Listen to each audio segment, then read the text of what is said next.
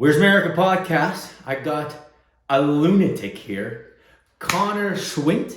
That is correct. This is wild. He is a ultra marathon runner. So an ultra marathon is 100K. So clearly you're insane.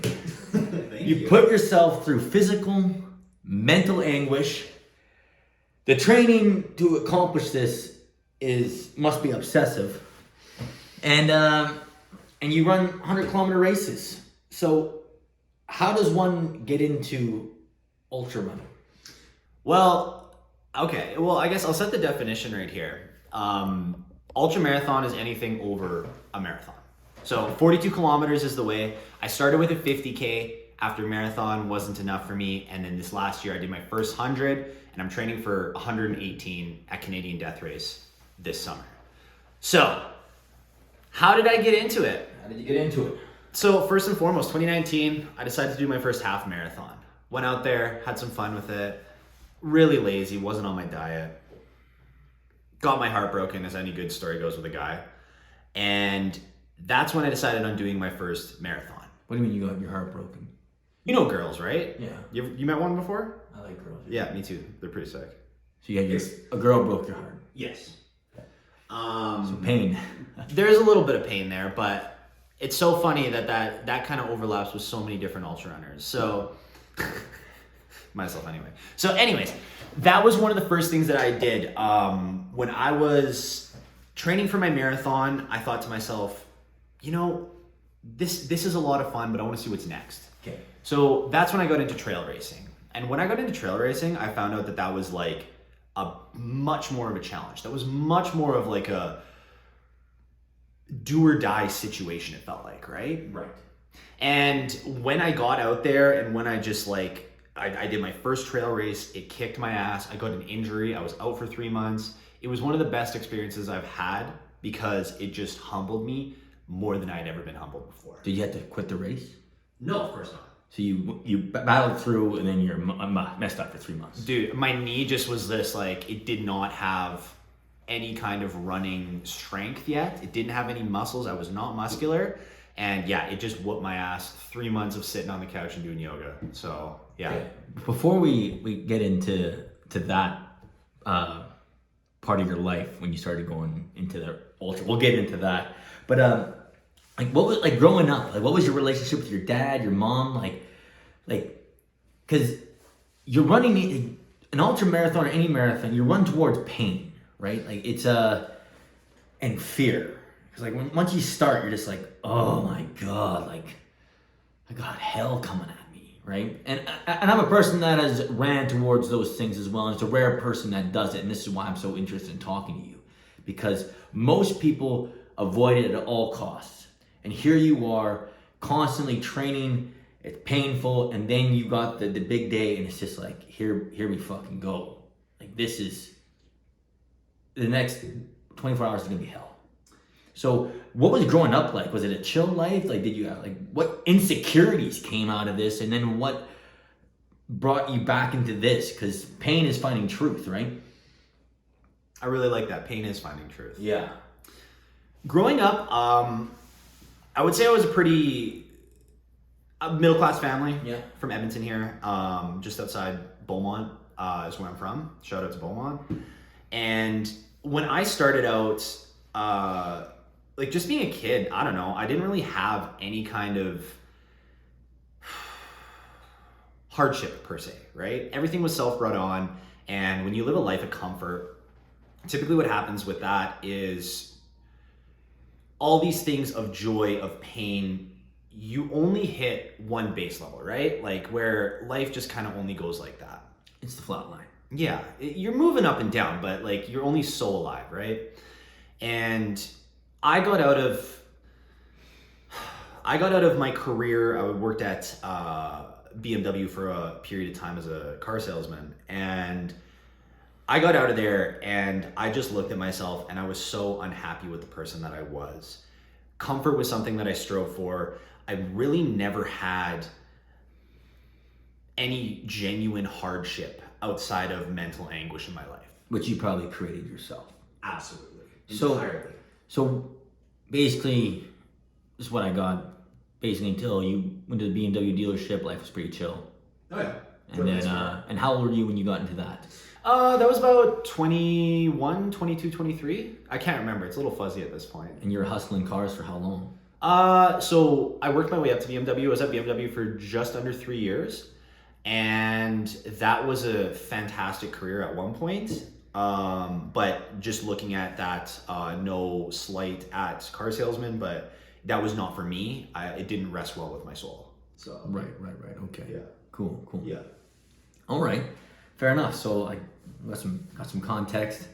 Chill life. And it was like Wait, are you just an only child? Do you have brothers and sisters? I am an only child. Okay. Yeah, my parents are still together.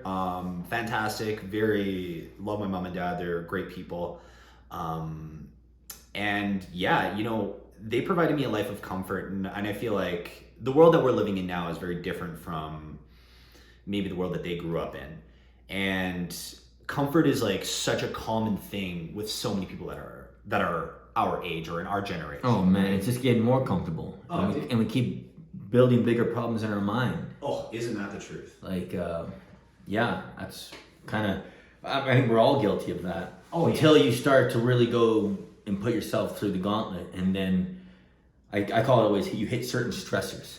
You hit certain stressors and then you kind of break. And I don't mean break by cry. I mean, you just break and you're just like, I'm so uncomfortable with this situation and I have to go through it.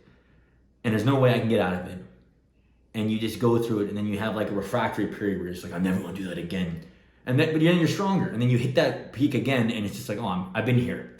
Mm-hmm. I've been here. And then you just, I don't know, you hit like a zen almost where you're just like, yeah, I've been here so many times. I already know what's going to happen. And it's just like, bring it. Come on. I know this isn't a big problem. I don't know why you're stressing out. This isn't a big problem. And people are like, So yeah, you just haven't been here enough. Exactly, You right? just haven't been here enough. And like, just to build on that, like, yeah, breakdowns create breakthroughs. Yeah, either if they break you and you stay broken, or you just keep breaking. And I think that's just everyone's capable of it. It just all depends on your mentality. Absolutely. Yeah. Yeah. So. Okay, so like I said, with pains you find truths. Mm-hmm. I know with me, I had breakups. It sounds like you had a similar thing. I battled with my mind, self-doubt. Friends betrayed me. Doing anything hard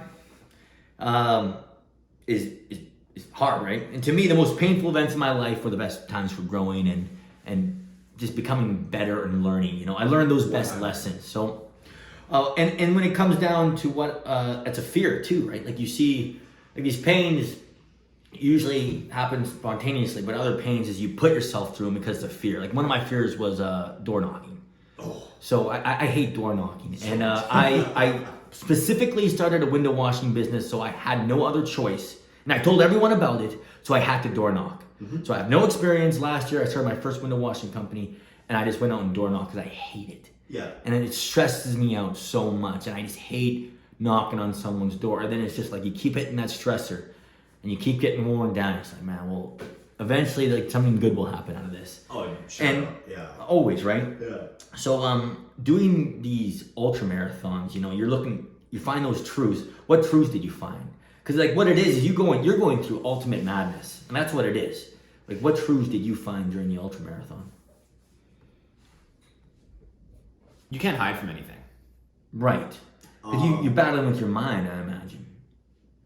You battle with your body before you get to your mind. And what I realize, it's like, there's been times where I've been on the mountaintop and like the wind is whipping and the only thing protecting me from this wind is my windbreaker and my hat. And you're so metaphorically naked up top there. And I was telling this story earlier, and I remember at my most recent 100-kilometer race, I got to a point where my dog had just passed away, my family dog, super sad, whatever, sweet boy. And I had carried his collar for my 100K because it was very sentimental and he was my family dog, right? So Pretty cool. Yeah, so I was about 70 kilometers in, and I pull this collar out and just proceed to cry the ugliest tears. Just absolute shell of a man. And this went on for about 2 or 3 minutes before I was like, Because of the dog, or what was it? Everything. Running for 70 kilometers. Can you elaborate on everything? Oh yeah. Oh, I'll get into it. Here. Okay. And like, I guess, the weight of me losing my dog. Me, at that time in my life, I was a little bit lost in my career. Looking at running for the last 10 hours. Like, it was pretty miserable, right? What am I doing here? Yeah. Why am I running 100K? Fuck! I was already, that day I was planning on running 150. So it was really easy when I crossed the finish line at 100, right? Okay. You know what I'm saying? Oh, no, I don't. So, Yes, so that was where my mind was at anyway. Right. I'm like standing there holding my dog's collar, crying these ugly tears. And I just was like, okay, you got that out of your system yet, Connor? Sounds good. So I started beating on my chest. I myself on the sickest. Can I swear? Oh, yeah. I was the sickest fuck out there, okay? Okay, all right. And I just start talking to myself, and I really get myself into it. I'm beating on it, and I am a fucking animal. I know that. I get to this point, and I go from crying these tears, this just immense pain, to just absolute masculine energy, just feeling myself and going for it. And at this point, I thought I was alone. Turns out there was a race marshal who watched this entire thing happen, of me going from crying fucking tears to just beating on my chest. And just like, I saw her and she saw me and she's like, "Are you okay?" And I was just like, didn't even say anything, ran right past her. So, yeah, you get into Wow. You get like. That's wild. Yeah, man, it was crazy. So like, at one point there, like, what Ultra has taught me is like, everybody gets sad. Of course you cry. Of course you mourn. How fast are you bouncing back? Right. For you, it was instant. I had my 2 minutes. Okay, so you were saying before you got into ultra marathons, you were life of comfort, right? And that is, to me, like the soul killer, comfort. And I know this is like an insane life is not for everyone, but when you talk to people and you say like, you just have a conversation with them, and they basically have nothing to them, like I've had respectfully, they have nothing. Like, hey man, so what are you doing? It's just like, oh yeah, just nothing, right? It's like, oh, and I don't really enjoy those conversations with people that just, they kind of they're just there. Like, I like people that, man, like, this is where I want to go. This is how I want to get there, because it get me razzed up, right? So, but can you like elaborate on how you were lost? I mean, I've been through a breakup, and it was one of the most significant moments in my life where instead of like being in self-pity, I went into, why am I so fucked up? And I read like 5,000 hours of literature. Like, I went psycho, like obsessive. For 3 years, like, I consumed psychology, intergender dynamics, male and female dynamics, just because like, I was like, why am I so messed up, right? And you start seeing certain patterns with people, right? So, and that was the most significant thing to where I am now, because it's just like, I rehauled my life. Yeah. It's like, why am I, like, is this person a good person for me? It's like, no. Why do I have people like that in my life? It's just like, okay, gone, rehaul. It's just like, is this relationship a fair relation? No. Okay, we're gonna switch that, rehaul. And people are like, man, Ryan, da-da-da. So like, I don't, like, fuck you all. I'm gonna go do me now. Absolutely. I'm gonna go do me now. Absolutely. And then you get to this point after, because you're basically recreating yourself. You get to a point where now it's like, okay, that's what Ryan is, and he's doing positive things. How do I get around him? So when was your point of the rehaul? Because it seems like this is a major rehaul, man. Getting out of my career was really important. Getting my heart broken was really important. And how old were you when this was happening? Like, give me the time. So I'm 20. Which career? I was getting a BMW, yeah. Okay. So I was about 20. Oh man, how old was I? 24, 25. I'm 29 now. Yep. And getting out of my career was tough. Getting my heart broken was tough. But the biggest thing that I found in my life was myself, right? And it sounds like that was similar to you. Yeah, you don't like what you're looking at. Well, exactly. And it's like, if you're looking at yourself and depreciating yourself, what value do you have and what value can you bring to another? And I just thought, and I really, man, the truest thing was running, because nothing is holding you back. And the only thing holding you back in that situation is yourself. You. Exactly.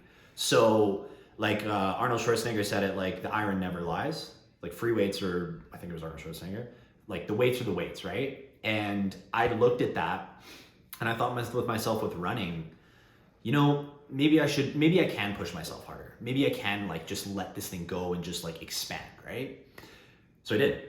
And that started one of the most pivotal moments. And this was while I was lost, while I was heartbroken, while I didn't know what I was doing with my life. I went out for a 5K run.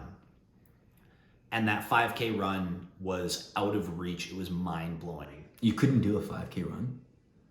I didn't believe at that time I could. And that day I did 11. Ran 11 kilometers. So that really unlocked it for me, where it was impossible and then all of a sudden it was far behind me. Oh, yes, you doubled it. I doubled it. And that was so shocking. That was so appalling. That was so inspiring. So since then, dude, it's just constantly been chasing that. So okay, so then how many marathon? So how old was it when you had that switch? When you're like, okay, I'm messed up, I'm lost, and I'm gonna start doing this. I exceeded expectation. I'm still messed up and lost, but I just make it look good now. Okay. No, I'm playing. I feel very like I got my head screwed on pretty well at this point, but you know, 24, 25, the coming of age of a man, and you know, I wouldn't consider myself a man then, and I'm still getting closer to that at this point. But that was one of those situations, 24, 25, learning that run, training, getting my first marathon under my belt, getting my first ultra under my belt, and then just finding the next challenge and getting there and taking care of myself. Right. That's what got me to this point. Because I would say then you found like a purpose, a reason, right? You found the why. Yeah. Because I mean, that's when, like when I do rehauls on my life, is like one of them was I bought a piece of land in Ecuador, and the person you saw at 24 and the person you saw at 25 was not the same person. It's like, I gotta go build a house. I'm gonna build this in 1 year. It took me 7, right? I'm gonna go to the oil patch. I had a plan, you know, and it just took a little bit longer than I thought. But that is when I did a whole rehaul. I like drinking went down. It was just, how do I save money? I sacrificed comfort for success, and then I just kept building and building and building. And now I got a house in Ecuador. I got a couple places here, and now and that was like a hard fought 7 years, but it was one of the greatest accomplishments. But at 24, I was boozing and chasing women. 25, it's like, I have a plan. This is what I'm gonna do, and this is how I'm gonna get it done. Yeah. And it's like, the pain was, it took 7 years. And you're like, I worked in the oil patch, which one of the greatest places to learn to be a man, one of the greatest places to learn anything. But it was just like, it's a hard gig. And 7 years, and every time you get a paycheck, you're not spending it, which isn't fun, right? Mm-hmm. So, yeah, it's that purpose, it's that desire to get something. Dude, And do rehauls. Like you're just like, I know what I need to do, and I'm gonna go do that. Absolutely, man. And you know, one of the biggest ones that I had most recently was like in about February of last year, February 19th, I had my last beer. And Really? yeah, I like, drinking's never been a problem for me, but consciously choosing sobriety, constantly choosing the word and affirming with myself, I don't drink. Yeah. My power went up. I felt like, oh, I'm making this choice now. I don't have lost days. I don't have regrets. Well, I have lesser regrets, I should say. Yeah. And that was one of the best things I have done for myself as an adult, hands down, is quitting booze. Really? Big time. Respect. Thanks, man. Respect. So, with you think the heartbreak was the biggest catalyst for you? Because I mean, there's nothing that will flip your world upside down than heartbreak. I feel like if you look at it as a mirror, because you look at somebody that you love as somebody you love, and that's, you care about everything that they think of you and all of that, right? And it was more or less, it went from why doesn't she love me to what am I doing that she doesn't love me? And it was So something you took accountability. That there's probably, it could be you. That's the problem, right? Absolutely. Yeah. It was me. And like, that's the thing. And, you know, I've been in relationships where I have been the issue, and I've been in relationships where I wasn't the issue. The one thing that it is, though, is it's a split. How, if it's 10%, 90%, if it's 50-50, if it's 60-40, it's a split, right? And taking accountability for myself after those heartbreaks was probably the most powerful part. And you go from not appreciating yourself to loving yourself more than you ever have before. And there's a level of poise, and it's very hard to really, at first, through the growing pains, balancing arrogance and poise. What do you mean?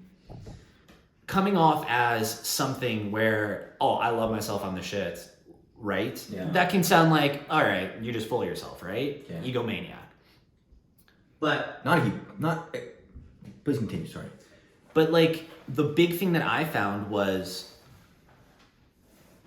I love myself, I treat myself differently, I make these sacrifices to be myself. So when I come up and I have these conversations with others and I don't dim myself down and they feel a way about it, that's not my responsibility at this point. I don't feel bad about that. Yeah. And where that's perceived as arrogant to others, that's my poise. This is who I am, right? 100%. This is the wind under my wings. 100%. Exactly. Like the thing, like I was gonna say there is like, this is what I've done. These are the facts, and this is what I've experienced. And I don't know what you've done, but I know this. This is a truth. Now let me ask you a question. Have you done XXXX, right? And you're like, no. It's like, well then you don't know anything and you scroll too much.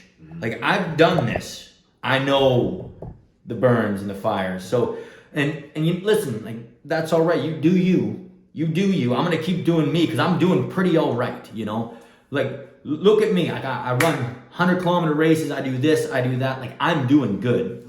Like you just look at your life because I'm not gonna tell you what to do. You know. don't tread on me. And yeah. So I have people, you know, everyone likes to tell someone what they're doing wrong. And I do like people's opinions. But if you don't know anything about, like, for example, I've been doing content for 18 months hardcore, right? Okay. And if someone who'd never done content, you know, I want to hear feedback. But if you start saying, hey, Ryan, you should do this and this and this, it's like, have you ever done content before? Like, you should shut the fuck up. Like, respectfully, like, you don't know anything. You don't know anything. Yeah. And I want to hear what you have to say. You say, hey, you know what? This is what I didn't like and what I did like. But when you tell me what I should do, you can go fuck yourself. You know? Dude. Yeah, respect. I remember my dad trying to tell me about running shoes, and I was like, when was the last time you went for a run, Dad? This is right? Like, it's mind blowing. Like the arrogance of you is so frustrating. It's like you've never even scrolled in your life. You don't even know anything. I'm the younger generation, the upcoming generation, and I have been obsessed about this for a long time, and I know I'm getting a closer understanding of what people want to hear, or how you say things, how you get a hook, right? Right? And that's just one of those things. People always want to tell you what you're doing wrong, and I try my best not to do that. It's one of those things that I write my thoughts. It's just like I told someone what to do, and I should have just shut my mouth because it's not my place to tell, unless they ask for advice.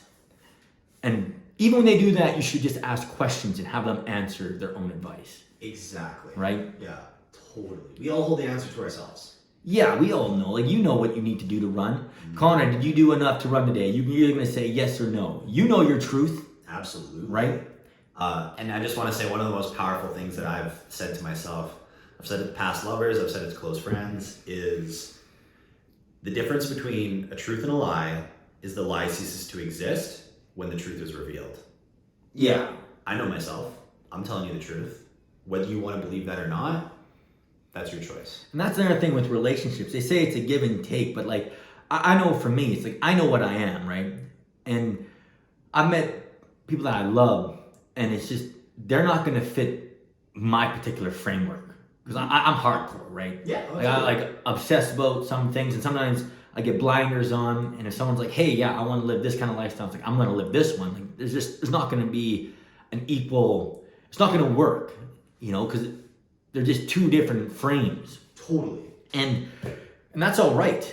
Yeah. There's nothing wrong with people saying, "Hey, yeah, it's just ain't gonna work because there's just two different frames." Because like you're like, I'm gonna go running, and I'm gonna run, and that's what I'm gonna do. I'm gonna become one of the best ultra runners. That's a hardcore commitment.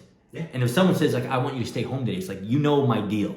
Mm-hmm. This is what I am, and I'm not changing it, right? Absolutely. And I think that's the best way to do any relationship, because once you start trying to, like, you can adjust a little bit, but when you're changing beliefs, it's just, you're gonna have bitter and resentment come through. Isn't that the truth? It's brutal. Isn't that the truth? Yes. Okay, my next question.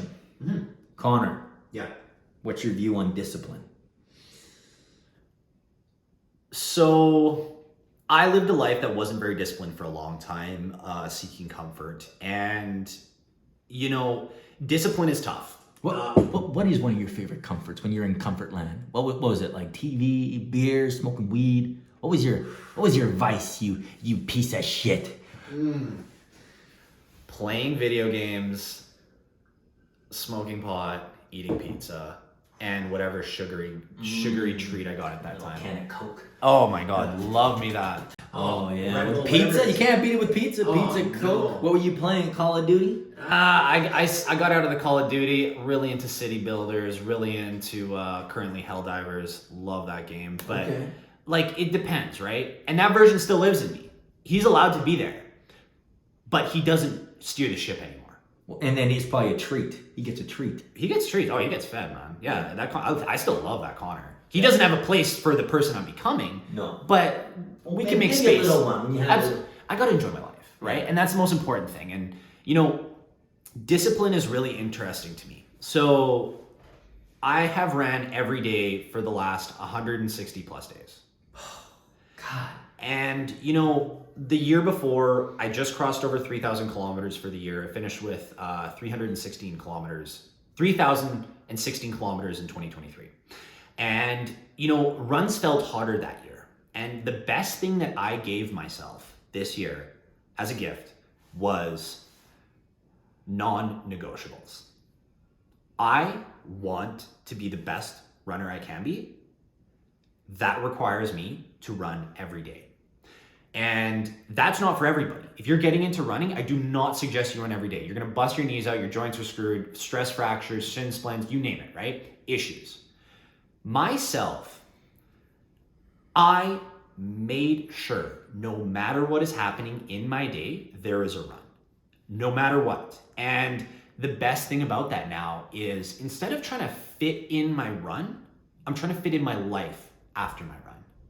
And it was a shift of, okay, maybe I'll throw in a 5K if I have a little bit of time here. I don't know, like I'm gonna go see her tonight, or I'm hanging out with a buddy, we're going climbing, whatever it is. When I made the shift and made the choice of you're running every day, a minimum 2.2 kilometers, minimum So that was your lowest. Bare minimum. 2.2 kilometers, because I find after you run over a mile, it's whatever. And that number is gonna slowly go up as time goes on. Right. 2.2 is my bare minimum of right now. But on average, I'm still doing 60 to 80 kilometers on the low end every week, and about 100 to 130 on a high end week. And I fluctuate up and down. So when it comes to discipline, if you give yourself an out, I believe discipline is so much harder to capture, to motivate yourself, and whatever. How do you create non-negotiables in your brain? Think about it like a smoker, right? If you wake up in the morning and you don't have your cigarette, you're pissed, right? I don't know if you've ever been a smoker. I've experimented with nicotine. Okay, yeah, I don't mind it. I like cigars. Yeah, oh yeah, no, and that's, Cigars. yeah, you're valid, absolutely. But that smoker wakes up every morning as a non-negotiable, we're smoking a cigarette, right? I look at running as one of the joys in my life. I love running. I go out, I ran out this morning with like a casual group. Nice people, made some friends, had some talks. Like it's cool like that, right? I like doing that. I like to exercise my athleticism. I like to do this. I also like to compete. So when I'm standing on a podium, I know that this is a very exciting thing for me. So when I look at that smoker who has that non-negotiable in their life and they smoke because it makes them feel good, right? Cool, awesome. Love nicotine, great drug. Great drug. Great drug. Love that. Yeah, and lots of people do. Man, it's sufficient to make it's work done. When they make it taste like grape menthol mango bullshit, oh my god, that is incredible. That's the worst shit too. That's the worst shit. That's a lot of nicotine. Smoke. Yeah, right? So, like, I look at myself, and when running comes into it, I do this as a joy. This isn't misery. I'm not, like, there's days where I don't want to run, but I'm sure there's days that people don't want to smoke, and they still smoke anyway. And for me, man, I make the choice to run every day because I am a better person after I go for a run. Oh my god, man! There's something about it. Like there's so many times because I train. I love training. Oh yeah, I can tell. And it's just you feel like not like a piece of shit. Totally. You know, like I went climbing with Jason. Yeah. And we're going hardcore because we're trying to get a blue. So we're going for the impossible. Yeah. And after we do our like a 3-hour session, like the next day my body always prunes because it's just such an intense thing bouldering. And I have to go for a run because only a run can kind of like loosen my body a bit, and then I don't get tension headaches. Yep. Because you're just so fully maxed out with climbing. And yeah, every time there's not a time in my life where working out or running I haven't felt like better. Even if it was just a small one, even just a 20-minute running up hills, it's just, oh my god, mentally better, dopamine goes up, everything's good. Yeah. It's good. Yeah. It's freaking good. So that's amazing. That's wild, man. And like mad. So how many kilometers you at so far? Because we're in month 3. This year? Yeah. This week I'm at 70. I got a race tomorrow. For the year, I am sitting at, I think, 1,100 approximately. I'm sitting at 1,124 kilometers. See what you're aiming for 4,000 then? 5,000 for the year. Okay. So I know this last little bit because it's been winter in Edmonton. I've ran every day in the cold, but I gotta tell you, when you don't have to deal with sore joints, when you don't have to deal with sore body with the cold, and summer comes along. Oh my god. I function in heat, 30, 32. That's when my body's optimal. Oh yeah, you were down in was it Vietnam? Cambodia, sorry. And like I love that heat. So when that summertime comes, man, I know my mileage is going up. My goal for this year is 5,000 kilometers. So yeah, money. Yeah. Okay. So can you explain? Because you've done one ultra, right? I've done multiple. 100 kilometer ultra, right? Correct. Can you explain how many walls do you hit? Like the phases that you go through to accomplish such an incredible feat? Because it still boggles my mind. Like you got a marathon and people finish a marathon and like, oh my god, marathon's over. But you're doing 2 and a bit. And you must, like, what's the mental roller coaster you go through? Like kilometer 20, you hit this. Or kilometer 30, do you hit like a certain routine of walls or what's the deal? So my favorite part about ultra is the multiple lifetimes you live throughout the day. Okay. So okay. when I did my 100K, I did it in 14 hours and 44 minutes. And that day started out very good, and then it got really bad. I was like... Dog collar. Dog collar was one of the highlights of it. That was one of the best parts of it. But like, I was at Royal Pizza, like a local pizza joint in Edmonton here, and I ate a large pizza the night before. And like, no, so like, you got a carb load, right? Like, you got to get in your things, but like, race nutrition was ass, and like, I didn't drink enough water. And anyways, I went through that entire day ready to shit my pants and did not go to the bathroom at all that day. I ran with an entire large pizza in my gut. So I don't know why I had to share that, but I had to. Yeah, it was. Trust me though. That next day, I got to tell you, I lost a lot of weight that next day.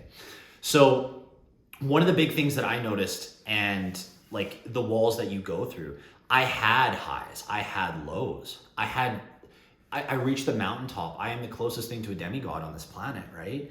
And then I come and I realize that I am nothing more than just like pond sludge, right? And What do you mean? Like that's The highest of highs and the lowest of lows. at the same time? It comes and it goes, right? Okay, So so just you're a like- king. Okay, I know that. So the Highs. So I mean, it's paradoxical, right? Like, and yeah, arguably at the same time, I was the king of kings and the poorest of poors, right? What's the poor, right? So the coolest thing about it was what I had realized is no matter what happens throughout my day, the only thing I can control is my ones and twos, taking those steps, right? And I made the choice, no matter what I was finishing that day, I made the choice, no matter what, I was going to give everything I had. And I did. And that last 2 kilometers, I saw another person with a green bib. And I had a green bib. It was the 100-kilometer races, and there was another guy there. So I saw him in the last few kilometers. And my buddy, he was pacing me. He's like, well, we got to do something about this. And I saw the green bib. And of course, I'm in a daze at this point. But after running 98 kilometers, I found a 5-minute pace. So a sprint, essentially, after doing that day. And what I realized is... So you're spent and you still got lots in the tank. Yeah, I saw this guy, I was like, oh shit, like if I can like gain another spot like right before the end here. What I realized I had already lapped him. But the funny thing about it was I found energy I did not know was there.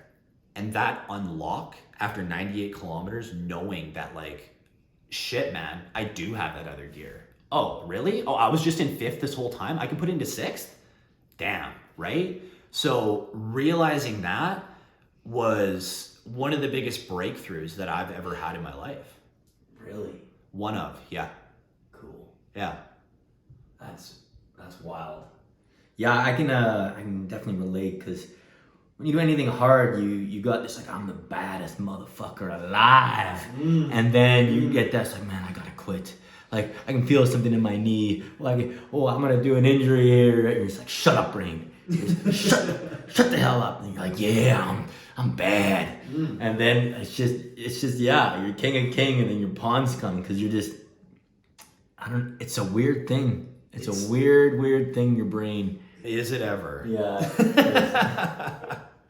God. Okay, you ready? Of course. Who do you think is the greatest ultra runner, and who do you look up to? Who is the greatest ultra runner? Oh man, I mean, Who's your role model? so there's people that I admire. I would say that I currently do not have a role model. I mean, when you're looking at the greatest of all time, I guess in capacity, and I'm sure a lot of people will agree with this as well, Courtney Dauwalter is the greatest of all time. She inspired me to get into this as the woman that she is, and she's going out and beating all the men. The hardest woman, like that is just incredible. Courtney Walter is such an inspiration. Courtney Dauwalter is one of the biggest inspirations I had. And it was specifically the quote when I was running my first marathon, when I was training for my first marathon. She said, she was asked on a podcast, what's your diet like? And she said, beer, nachos, and candy. And this woman is setting FKTs. This woman won the Triple Crown in 2023, winning the 3 biggest ultra races in the world. This woman is all that. And she just basically said, oh yeah, you can still be yourself and do this. And finding that out, man, that changed my life. Because I guess then it just shows all mentality, eh? It's all mentality. But I will also say there's a few other people that I do want to mention. And one of the biggest for me is Gary Robbins. He's a BC local. He put up this documentary about the Barkley Marathon. The Barkley Marathon is one of the hardest ultra races in the world. It's like a cult. The entry fee is like $1. You have to bring a license plate from your hometown. And the guy basically he sounds off a bugle in the middle of the night. He sounds off a conch in the middle of the night or whenever it goes, and then the race starts 1 hour from then. The race starts from this guy lighting his cigarette. It's this huge cult race, hardest race, like internationally, like very recognized. People are coming all over the world from it. What makes it so hard? So you're running through uncharted territory, through the Appalachian Mountains, finding books duct taped to trees, and you have a bib number. So let's say you were bib number 115. You'd have to go pull out page 115 and then come back. So approximately when people are doing this race, they're doing about 100, 120 miles with over 100,000 feet of climbing. So it is just like, not only is it navigation, but you are going out there for days at a time. 60 hours is the cutoff, if I'm correct, that you're basically out there dumping everything you have and trying to be the best. Each year it gets harder. Each year, like there's multiple years where there's no finishers. But the reason I say this, Gary Robbins had this documentary called Where Dreams Go to Die. He trains so hard for this, spoiler alert, and comes 6 seconds before cutoff. After cutoff. He gets to the finish line, collapses, crying, and I just saw this man who trained relentlessly for this get his dreams shattered. By 6 seconds. By 6 seconds. There's more to it there. I highly recommend the documentary Where Dreams Go to Die, but this man, Gary Robbins, is perpetuating the community, the ultra running community in Canada. This man is, he's taking on UTMB, which is a whole other political thing right now in the ultra running scene. UTMB has bought up all the big races around America and Europe, and basically what they're doing is monopolizing it and turning it into a cash cow. Gary Robbins has single-handedly took him on this year after some drama, and looking at individuals like that in ultra running, looking at the people that he's taking not spoiling it. Pardon? Not spoiling like these competitions with It's just a ruthless capitalist grab. Still make it pure. exactly. Yeah. And like he's for the culture, right? I've never done one of his races. I very much look forward to the day that I do. But he's there at the finish line until the very end. And these other people who are owning UTMB are people who are just sitting there on their yacht, in their big house, in their whatever, right? So it's like to see these people on the ground for the community, about the community, is huge. And I mean, one of his recent, one of his training partners, it's a gentleman named Ihor Veres, 29-year-old dude from BC, huge inspiration. He won the Barkley this year. He came second place at the Backyard Ultra, running 108 yards it was, so over 700 kilometers in over 4 days. So Gary Robbins has perpetuated this culture, and I look at it as a satellite in Edmonton here. We have a killer running community. There's so many other notable names in this city, men and women, that I admire so much. But man, it's such a cool time to be out there and to see these people who are perpetuating this culture and just making it what it is. So yeah, mad respect. And a few people I'll shout out in Edmonton. Tess Owen is a huge inspiration of mine. Janelle Schultz, Matt Miller, Nathan Amstein, Connor Schwindt. There's just like so many people who are out here that are just, I'm so proud to be alongside and have conversations with these folks. And they probably pushed you too. Every single one of them. That's one of the things. I was talking about a world champion jiu-jitsu guy yesterday. Yeah. And it's just the having a team. Like if I didn't have certain people around me, like I wouldn't push myself, because it's way funner when you have someone there that you're kind of competing against, and you're always, it was like, oh man, we can do another kilometer, we can do this, we can do that, and you got that competitive fire, man. Totally. It will drive human beings to extreme excellence. That's why competition's one of the greatest things ever. There's playing for a game that doesn't exist on the scoreboard, and then there's a game that exists on the scoreboard, and you'll see two different teams. You'll see drama, you'll say, that's a bullshit call, ref, or And that's one of those greatest things about training with exceptional human beings, because they continue push you further and further along. Isn't that the truth, man? It's so cool to just, you think you're the sickest person, and I thought I was such a strong runner until I got out into the real world. Right? And I'm like I'm shit. Oh my God, I got a long ways to go. Like because I think that's what people kind of just shell away into their houses, is because once you go out into the real world, you see how shit you are. Yeah. And like even one of the reasons why I got into content was that I started it and I saw how I spoke, and I spoke awful. I was terrible. I spoke very cavemanish. Okay. And then I got in like, okay, man, so how do I do this and make it have a purpose? So I was like, okay, I'll start a little podcast thing. Now and then at the beginning of the podcast sucks. I was just winging it. And now I'm coming with questions, right? Mm-hmm. Podcasts are getting better. I speak better. It's just that whole practice. But you don't know until you get out there and you see yourself and you're just like, oh my God. Like, my God. What did my opinion of myself has changed drastically. You believe you're the shit until you actually go out there and see it, right? It puts you right in your place. Puts you right in your place. Reality is nourishment, even if you don't want to believe it. Yeah. Okay, my next question. How do you deal with limiting beliefs, right? So let's say you did that 100-kilometer run, right? You said you want to do 150.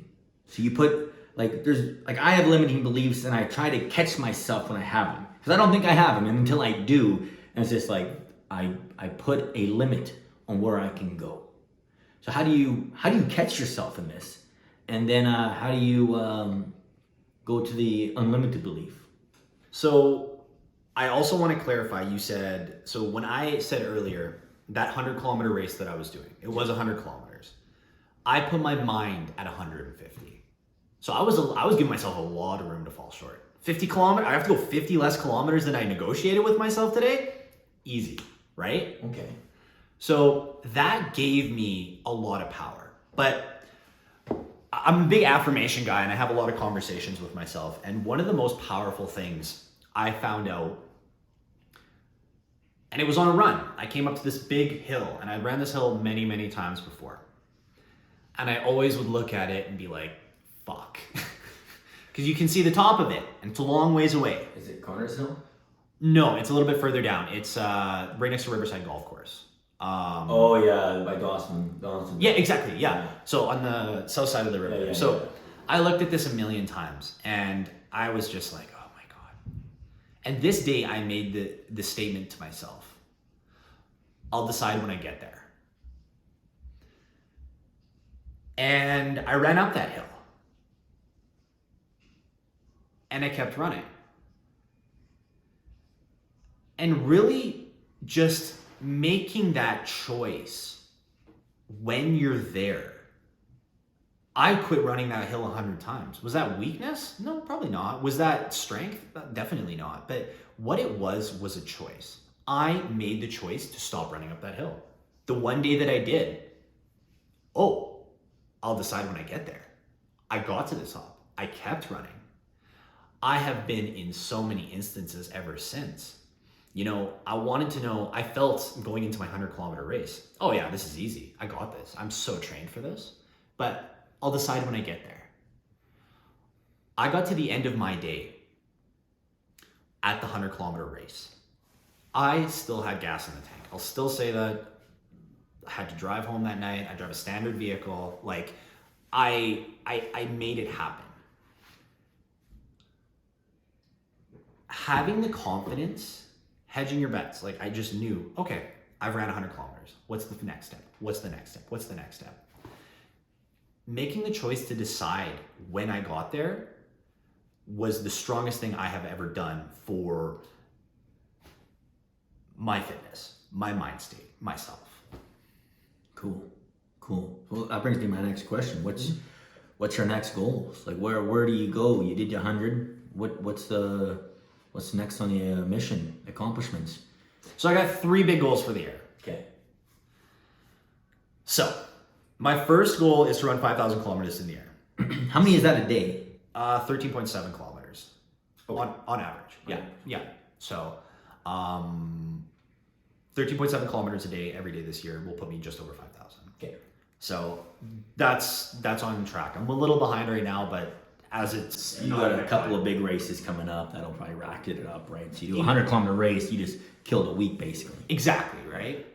So I have a few speed goals. So I want to get my 5K. My current personal best is 19 minutes and 12 seconds.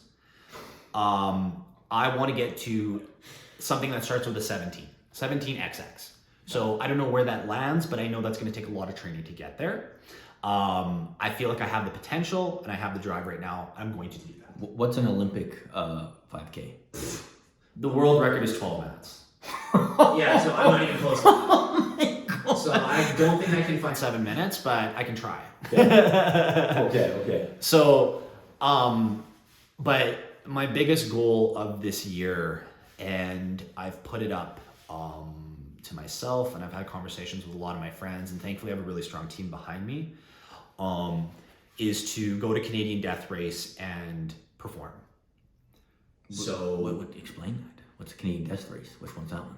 So Canadian Death Race is out in Grand Cache. It was one of the first ultra marathons I heard about this in Canada, first big mainstream one. So what it is you go to Grand Cache and you summit, I think it's like, you summit a couple mountains anyway. It's 118 kilometers, and it is punishing. It is brutal. I went there last year and I did the relay, and it was such an incredible experience to see just the performance of these people out there. Some really hard nuts, like just tough people, right? And to see them out there, and I only did 12 kilometers in the middle of the night. I was on leg 5, which was an interesting thing, but I went out there and I got really inspired to see all these people doing it. And I went out and did so I placed second in my 100K race, and I felt really confident about that. Whoa! But I want to say this. How many competitors? 12. I want to put myself against more. I want to put myself against a broader audience to know where I really stand. Because, Okay. Canadian Death Race is one of the biggest in Canada, put on by Sinister Sports, who run the biggest trail race in Canada, which is called Sinister 7 down in Crow's Nest Pass, southern Alberta here. That's the one I heard about. Yes, yeah. I'm doing that on a relay team this year as well, which I'm really excited for. But Canadian Death Race is world renowned. There's some really big names that have came through and done it in the last few years. And I want to go out there and see where I stand. And I look at it as my A race. I look at it as my number 1 race. My year is revolving around Canadian Death Race. And I want to go out there and see what I can do. See where you're in the pack. Are you mid-pack? Are you top pack? Bottom pack of where you competing? Exactly. Gotcha. I want to give everything that I've learned over the last few years and put it to the test. The big thing about myself is I know where my strengths are, and I love competition. I'm an ambassador for 5 Peaks, which is a trail racing series in the city here, and I have goals to be on the podium of as many races as I can this year. I was out with the announcer last night for a run, and he said, "I will rip you apart if you do not win a race this year." Good. Say less. Good man. Yeah, he's gonna rip me apart anyway because that's just him. But that's gonna be, having the competitive aspect and having these people who are wanting to see my best version of myself. That is the kind of people that I want to be around and surround myself with. So Canadian Death Race this year, I'm gonna give it all I got. Is your, let's say, long-term goal, is it to compete internationally and be one of the top competitors, or are you still thinking about, hey, I'm sure to get to that kind of limit, it comes into even more of an obsession, and you plan to have a family, or is it what's the big goal, the big mission? So you want to compete podium this year, but where do you want to take this? I want to be an elite ultra runner. So you want to be international. You want to when people say Canada ultra running, you want your name in there. I want to be part of Edmonton's running culture and perpetuate it and be inspired by others. There's a woman in the city here. I don't know her, but her name is Priscilla. She went out to Western States this last year and got a top 10 spot. I think she finished 7th or 8th. To see somebody from Edmonton go to the most historic, prestigious race in North America and put up a performance like that, that shows that Edmonton is here. I am inspired by that. I think that's incredible. I like that. I like that. I want to show up. I like that. I want to show up. I want to show off. I want to see what other competitors are looking like and where Edmonton is going to stack up. I feel like our basis is strong. Like I mentioned some of those folks before. Yeah, we have some very strong runners in this city. Yeah. I want to be one of the strongest. Sick. Yeah. Okay, you ready for my last question? Of course. You ready? Yeah. Okay, Connor, you're 29 years old. But let's just say you get older. You haven't had a full life yet, but something happens and you're on your deathbed. And you're going to die. You got minutes before you're passing away, and I'm there with my camera. I'm like, Connor, you're about to be dead. Worm food. What's your biggest regret so far in life? Caring what they think. Yeah. You know what I just did, man? I made a video. You're gonna die and no one cares. I made a video about this, and it's just basically about, I've been making content, and when you start anything, you're like, people are gonna care. And then I put my heart and soul in this video. I put 2 weeks, I've tried so hard. I put it out there and it was a flop. And it's just like, no one. And this is like a really heartwarming, good for humanity videos. People care more about Lambos and me helping 500 little Cambodian kids. And it's like, no one gives a fuck about you. No one cares if you live or die. Like, if you die tomorrow, like, I'm like, oh, Connor's dead, and then the world's gonna keep turning. Same thing for me. Yeah. And it gives you an unlimited power. Yeah. As soon as you understand that no one cares, and then no one cares if you're gonna die, you just become unlimitedly powerful, unstoppable. As soon as you adopt this, you're just gonna be a name on a rock, and in 2 generations, like, you're not even gonna be whispered. No. And that was one of those greatest things I figured out. And then figured out, because people can say it, and then applied it, Yeah. So, badass, caring. So when did you care about what people thought? Like, when Still do. Okay. I mean, The genuine. When did it stop, when did it become more, when you become more conscious of it? And then applying that, like, I don't care what you think anymore, fuck off. Like, you get in my way, I'm gonna remove you. Piss off. When did this mentality come in? I would say in the last year, 2 years, it's one of those things, right? There are people in my life that I care deeply about, and I care what they think of me, right? Because they've earned that place in my life, right? This I imagine motherfucker. that was your parents, right? Yeah, I love my parents, right? I have some very close friends that I've been friends with for since I was a kid, right? Some very close people in my life. The motherfucker I went to high school with, the motherfucker I used to work with, the person that I've met in passing once or twice, we got each other on Instagram, and they don't like what I'm posting, right? They don't like my shit, whatever. I don't give a fuck about what you have to say about me, because you know what? If it came down to it, the simple question, would I trade my life with your life? Right. I've yet to meet a motherfucker that I want to trade my life for your life. Right. Period. Man, when you get those comments, does it get you fired? Does it get you rolling? Like, is it like a little, like, how motherfuckers, like, no one tells me what I can and can't do. Like, does it get you, like, just riled up? Like, there's moments, like, I pull, like, memories from back in the day when I'm starting to get a bit low when I'm training. And it's just like, well, I'm gonna get you, you motherfucker. How dare you?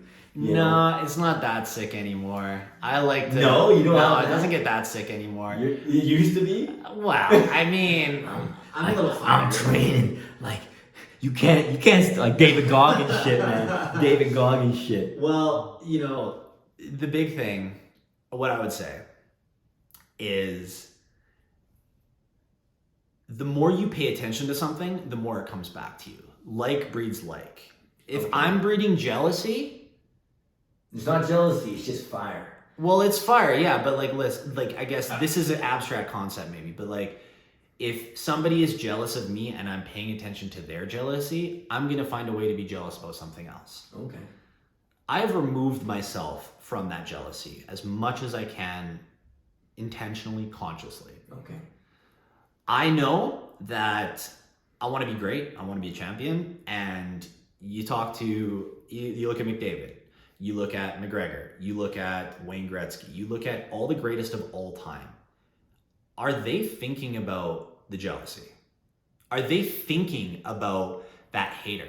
Well, you go McGregor. I think McGregor turned that. McGregor's like, he turned that into fuel, man. So I think it all depends on the person, right? Like maybe Totally. the way you take it, that's a more beneficial for you to perform. But I mean, it's those losses, those defeats that get you amplified. You know, like I missed that goal. I got to train harder. I got to shoot more balls. You know, it's just like that. I made that mistake. That person beat me running. It's like I can't have that. Like he can't. Like Jason beats me in climbing. It's just like I gotta get better. Like Jason's kicking my butt right now. I gotta train harder, you know. And then there's like those guys in the past. They're like did things like, oh man, like I'm going. Let's go. Right? And it's kind of like extra fuel. Like I know I have that. So I want to drop one more story on you talking about that. Okay. Drop away. And so there was a race that I did a few years ago out in Chickaku Park, just like west of the city here. And it was a 5 peaks race. I got out there and I podiumed. I got 3rd place in the sport category. I was ecstatic. Yeah. I was like, ego-wise, I was over the moon. I was all this stuff. And I thought I was all that as an ultra runner, right? Podium something, but this was a 6-7 kilometer race. So peanuts at the time. So I went out there and there is a famous race. It's an imitator of the Barkley, the really hard race I just mentioned right. with Gary Robbins. So it's called the Barkaku. So Chickaku, but the Barkaku. And it is 55 kilometers at the end of November out on these trails. These trails are miserable, rooty. A lot of times there's snow. It is a very hard race. There's been multiple years where there's like 3 or 4 finishers and years where there's no finishers. Tough race. I would say the toughest race in the Edmonton area. So I finished my race that season, getting that podium at a 5 peaks race, and I signed up for the November Barkaku. I was hanging out with my buddy, and this was a few weeks before the race, and I was driving and talking, and a standard vehicle, like I mentioned. I was eating a corn fritter, and I was talking to him. I'm eating this corn fritter, and I start to choke, and to the point where I'm coughing, and I finally clear my throat. He's like, "You okay?" And I was like, "Yeah, I'm fine." But I had a wheeze, and I had this really strange wheeze happen, and I was like, "What's going on?" So 6 days of this wheeze keeps going. I'm getting sicker and sicker and sicker. And I'm getting bedridden. I'm apathetic. I'm like, what is going on with me? And I'm laying in bed this one day and I start to cough. And I proceed to cough up a corn kernel that was the size of my pinky nail that had been stuck in my lung.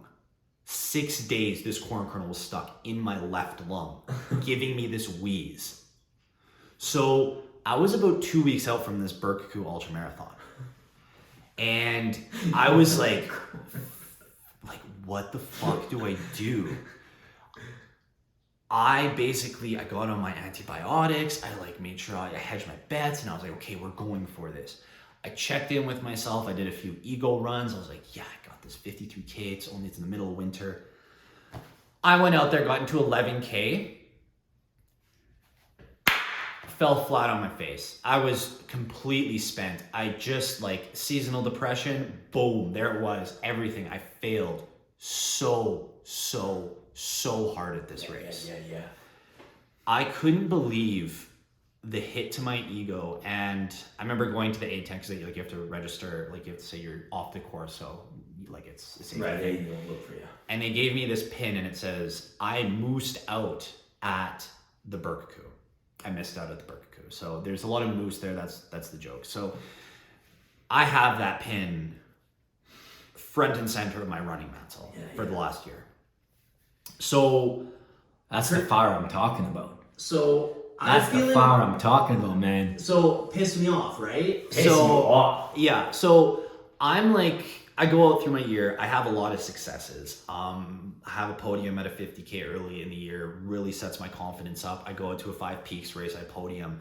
I'm getting multiple podiums for some of my age categories, things like that. I'm feeling really strong as a runner. So I go back to Chickacoo Park for that race of a 5 Peaks, right? And there is this runner in the city, super strong runner. He had beat me every single race. So this year I'm on him. I'm chasing him as much as I can. I'm just like, I'm on his butt.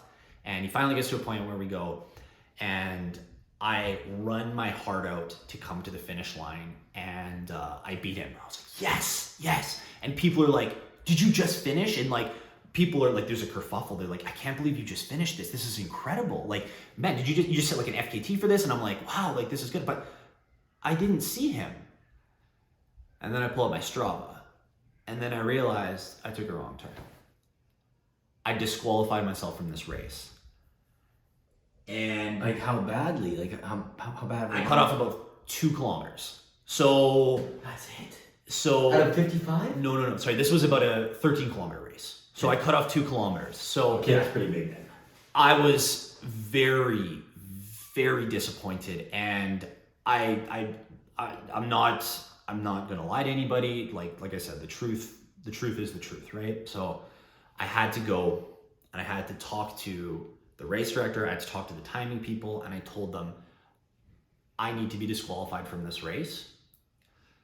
I made a cut, and that hurt me. That really hurt me because I was out there. I trained really hard for that race. I knew I had a third place